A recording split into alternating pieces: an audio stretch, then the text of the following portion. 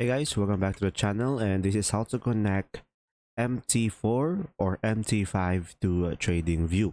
So guys, first thing that you will do is simply click on this icon over here down below, open panel over here. And now here on the panel, you can just simply go for the trading panel over here.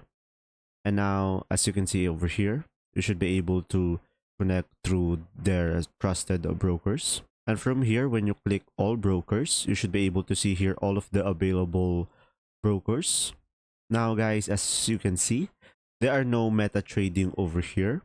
So as you can see here on the official website of TradingView, currently you can log in with your MT4 or MT5 account on TradingView, but trading is not available for these accounts. So sadly guys, these accounts is not available for trading. Now guys, with that said, what you could try to do, just simply connect through the available options here on TradingView.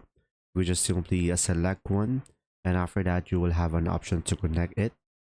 Or what you could try to do is just simply select explore brokers over here, and after that you should be able to see all of the brokers available in your region.